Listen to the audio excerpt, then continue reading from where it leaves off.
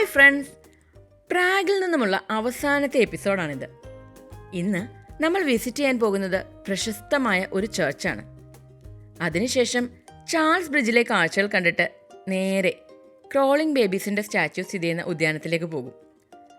അവിടെ നിന്ന് വീണ്ടും പ്രാഗിൻ്റെ നഗര കാഴ്ചകളിലേക്ക് ഇറങ്ങി വ്യത്യസ്തമായ ഒരു മ്യൂസിയം സന്ദർശിച്ചിട്ട് ഇവിടുത്തെ യാത്ര അവസാനിപ്പിക്കും. അപ്പോൾ എല്ലാവർക്കും വീഡിയോയിലേക്ക് സ്വാഗതം.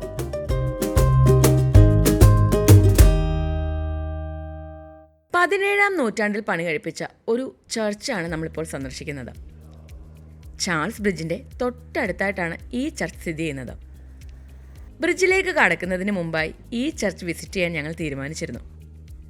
Church of Saint Francis Assisi എന്നാണ് ഈ ചർച്ചിൻ്റെ പേര്. പ്രവേശനം തികച്ചും സൗജന്യമാണ്. സംഗീതവുമായി ബന്ധപ്പെട്ടാണ് ഈ ചർച്ച് പ്രശസ്തമാകുന്നത്. 1702 നിർമ്മിച്ച വളരെ പ്രശസ്തമായ ഒരു മ്യൂസിക്കൽ ഓർഗൻ ഇവിടെയുണ്ട്. ഇത്രയും പഴക്കം ചെന്ന ഓർഗൻ നേരിട്ട് കാണാൻ വേണ്ടിയിട്ടാണ് സന്ദർശകർ പ്രധാനമായും ഇവിടെ എത്തുന്നത്. പള്ളിക്കുള്ളിൽ പ്രാർത്ഥന നടത്തുന്ന വിശ്വാസികൾക്ക് മുകളിലായി അടുത്ത നിലയിൽ ആ വിശിഷ്ടമായ സംഗീതോപകരണം സ്ഥാപിച്ചിട്ടുണ്ട്. 18-ാം നൂറ്റാണ്ടിൽ മൊസാർട്ട് തൻ്റെ പ്രാഗ് താമസകാലത്തിനിടയ്ക്ക് ഈ മ്യൂസിക്കൽ ഇൻസ്ട്രുമെൻ്റ് ഉപയോഗിച്ചിരുന്നതായി ചരിത്രരേഖകളിലുണ്ട്. ഇന്നും ഈ ചർച്ച് വ്യത്യസ്തമായ സംഗീത പരിപാടികൾ സംഘടിപ്പിക്കുന്നുണ്ട്. ചർച്ചിലെ സന്ദർശനം മതിയാക്കി പുറത്തു കടന്ന ഞങ്ങൾ കണ്ടത് ചാൾസ് 4-ാമൻ ചക്രവർത്തിയുടെ വെങ്കല പ്രതിമയാണ്. പള്ളിമുറ്റത്തിനടുത്തായിട്ടാണ് ഈ പ്രതിമ സ്ഥാപിച്ചിട്ടുള്ളത്. പ്രാഗിൻ്റെ ചരിത്രത്തിൽ തൻ്റേതായ വ്യക്തിമുദ്ര പതിപ്പിച്ച ആളാണ് ചാൾസ് 4-ാമൻ. മധ്യ യൂറോപ്പിലെ ഏറ്റവും പഴക്കം ചെന്ന യൂണിവേഴ്സിറ്റിയായ ചാൾസ് യൂണിവേഴ്സിറ്റിയും ഐക്കോണിക് ചാൾസ് ബ്രിഡ്ജും ഒക്കെ പണി കഴിപ്പിച്ചത് ഇദ്ദേഹത്തിൻ്റെ നേതൃത്വത്തിലാണ്. ചാൾസിനെ കാണാതെ ചാൾസ് ബ്രിഡ്ജിലേക്ക് കടക്കുന്നത് എങ്ങനെ? വിശപ്പ് തോന്നി തുടങ്ങിയപ്പോൾ ഞങ്ങൾ അടുത്ത് കണ്ട ഒരു ഷോപ്പിൽ കയറി ബേക്കറി ഐറ്റംസിൽ 1-2 വാങ്ങി. ടൂറിസ്റ്റ് പ്ലേസ് ആയതുകൊണ്ട് വില അധികമായിരുന്നു എന്ന് പ്രത്യേകം പറയേണ്ടതില്ലല്ലോ. അങ്ങനെ ഞങ്ങൾ അവസാനം ചാൾസ് ബ്രിഡ്ജിലേക്ക് നടന്നു. വ്ലാട്ടാവ റിവറിന് കുറുകെ ഓൾഡ് ടൗണിനെയും മാലാസ്ട്രാനെയും തമ്മിൽ ബന്ധിപ്പിച്ചുകൊണ്ട് നിർമ്മിച്ചിട്ടുള്ള ഒരു പാലമാണ് ചാൾസ് ബ്രിഡ്ജ്. 1357 കിങ്സ് ചാൾസ് 4-ാമൻ്റെ നേതൃത്വത്തിലാണ് ഇതിൻ്റെ പണി തുടങ്ങുന്നത്. സെൻറ്റ് വൈറ്റസ് കത്തീഡ്രൽ രൂപകൽപ്പന ചെയ്ത പീറ്റർ പാർലറായിരുന്നു ആർക്കിടെക്ട്. 1342 വെള്ളപ്പൊക്കത്തിൽ തകർന്നുപോയ ജൂഡിത്ത് ബ്രിഡ്ജിന് പകരമാണ് ഇത് നിർമ്മിച്ചത്. 15-ാം നൂറ്റാണ്ടിൻ്റെ ആദ്യഘട്ടത്തിൽ പ്രാഗിലെ ഏറ്റവും പ്രധാനപ്പെട്ട സഞ്ചാരപാതയായും ട്രേഡ് റൂട്ടായും ഇത് മാറി. 1357 ജൂലൈ മാസം 9-ാം തീയതി രാവിലെ 5:31 ഇതിൻ്റെ തറക്കല്ലിടുന്നത്. ജ്യോതിശാസ്ത്രപരമായും സംഖ്യാശാസ്ത്രപരമായും ഉള്ള വിശ്വാസത്തെ തുടർന്നാണ് ഈ സമയം തീരുമാനിച്ചത്. 1357 5:31 കൂടി ചേർത്ത് വായിക്കുമ്പോൾ ഇടത്തുനിന്നായാലും വലത്തുനിന്നായാലും ഒരേ നമ്പറാണ് ലഭിക്കുന്നത്. ഓരോ വിശ്വാസങ്ങൾ, അല്ലാതെ എന്തു പറയാൻ. മെഡീവൽ എഞ്ചിനീയറിംഗിൻ്റെ മേന്മ വിളിച്ചു പറയുന്നതാണ് ഈ ബ്രിഡ്ജ്. കാലാകാലങ്ങളായി വെള്ളപ്പൊക്കത്തെയും യുദ്ധങ്ങളെയും ഒക്കെ ചെറുത്തു നിന്ന് പ്രാഗിൻ്റെ ചരിത്ര സാക്ഷിയായി ഈ ബ്രിഡ്ജ് തല ഉയർത്തി നിൽക്കുന്നു. ഇന്ന് ഇതിൽ കൂടി വാഹനങ്ങൾ കടത്തിവിടുന്നില്ല. അതിന് പല കാരണങ്ങളുണ്ട്. 600 വർഷത്തിലേറെ പഴക്കമുള്ളതിനാൽ വാഹനങ്ങൾ മൂലം കേടുപാടുകൾ ഉണ്ടാക്കാതിരിക്കാനാണ് ഈ തീരുമാനം. നമ്മൾ സാധാരണ കാണുന്ന തരത്തിലുള്ള ഒരു ബ്രിഡ്ജ് അല്ല ചാൾസ് ബ്രിഡ്ജ്. നിരവധി പ്രതിമകൾ ഇതിൽ സ്ഥാപിച്ചിട്ടുണ്ട്. അതിൻ്റെ ഒക്കെ മുന്നിൽ നിന്ന് ഫോട്ടോ എടുക്കാൻ വേണ്ടി കോടിക്കണക്കിന് സന്ദർശകരാണ് വർഷം തോറും ഇവിടെ എത്താറ്. വാഹനങ്ങൾ ഇതിലൂടെ കടത്തിവിട്ടാൽ അത് ഈ ടൂറിസ്റ്റുകളെയും ബാധിക്കും. ഞങ്ങൾ ചാൾസ് ബ്രിഡ്ജിലെ കാഴ്ചകളൊക്കെ കണ്ട് ബ്രിഡ്ജിലൂടെ അങ്ങനെ നടക്കുകയാണ്. നദിയിൽ കൂടി നിരവധി ബോട്ടുകൾ കടന്നു പോകുന്നുണ്ട്.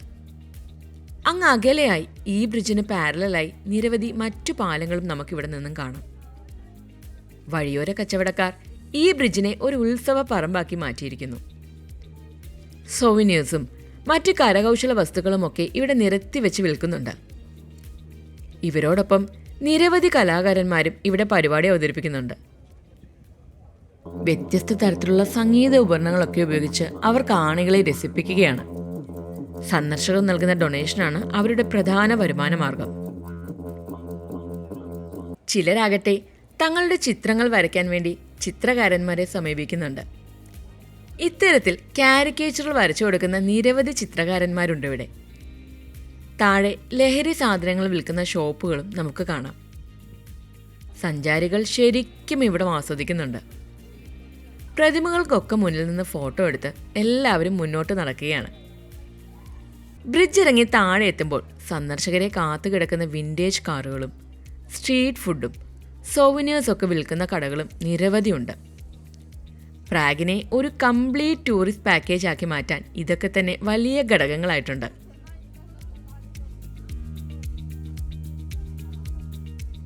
ബ്രിഡ്ജിൽ നിന്നും ഞങ്ങൾ നേരെ പോയത് ക്രോളിംഗ് ബേബീസിന്റെ സ്റ്റാച്യു സ്ഥിതി ചെയ്യുന്ന ഉദ്യാനത്തിലേക്കാണ്.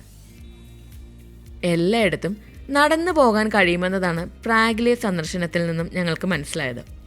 24 മണിക്കൂറുള്ള യാത്രാ പാസ് ഞങ്ങളുടെ കയ്യിലുണ്ടെങ്കിലും വളരെ വിരളമായ ഞങ്ങളത് ഉപയോഗിച്ചുള്ളൂ.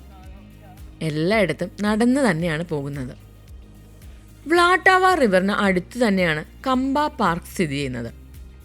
നഗരത്തിൻ്റെ തിരക്കിൽ നിന്നും ഒഴിവായി റിലാക്സ് ചെയ്യാൻ പറ്റിയൊരിടമാണ് ഈ പാർക്ക്. എവിടെ നോക്കിയാലും പച്ച നിറത്തിൽ നീണ്ടു കിടക്കുന്ന മനോഹരമായ ഈ പാർക്കിൽ സ്വദേശികളും വിദേശികളും ഒരുപോലെ കൂട്ടമായി എത്താറുണ്ട്. ഇവിടെ നിന്ന് നോക്കിയാൽ ചാൾസ് ബ്രിഡ്ജും വ്ലാട്ടാവ നദിയും പ്രാഗ് കാസിലും ഒക്കെ നിങ്ങൾക്ക് കാണാൻ കഴിയും. 2008 ചെക്ക് ശില്പിയായ ഡേവിഡ് സേർണിയാണ് ഈ പ്രതിമകൾ ഇവിടെ സ്ഥാപിച്ചത്. നിലത്തിഴയുന്ന 3 കുഞ്ഞുങ്ങളുടെ വ്യത്യസ്തമായ പ്രതിമകളാണിവ.